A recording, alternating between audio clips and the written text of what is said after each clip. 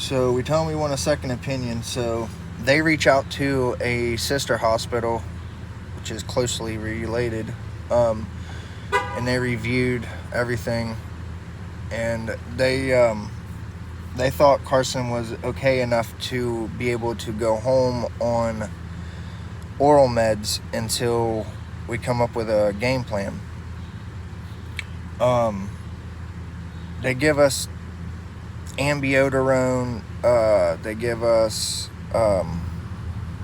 Entresto, they give us Lasix, they give us a bunch of other stuff. We go home, we go to the second opinion, and the second opinion was basically solidifying what this place said, and it was like word for word. So I was a little weirded out about that. Like, why you first off, the other hospitals, the ones that said that, you know, they think the oral meds would work, which they did for a while,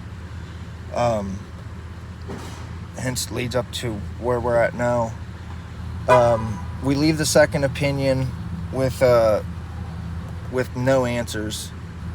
They basically was hush about it as well. Even if they, like I told them, even if they did find out what happened back then in 2019, or even if they knew how to fix them, transplant teams, all they're for is transplant. Most hospitals won't try to figure the problem out. They'll just try to remove the problem. It's a bigger paycheck. You know, they're not going to cure you when they can treat you, you know? So some time goes, you know, we come back to get a dental cleaning, because there's a few other steps we had to do to get put on the transplant list. Once we digested everything, you know, we knew what needed to be done.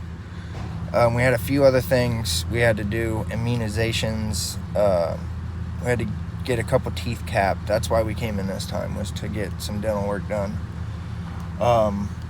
Well, during that dental work, you know, they wind up having to shock his heart 3 times, paddle to heart. He was cut open. They find let me digress. They find a big blood clot in there. They call us on the phone like, hey, we gotta do emergency ECMO placement, or things could be catastrophic. So what else, you know, were we to do? So we go ahead and say, yeah, you know, place the cannulas. Trying to keep my kid, you know, place the cannulas.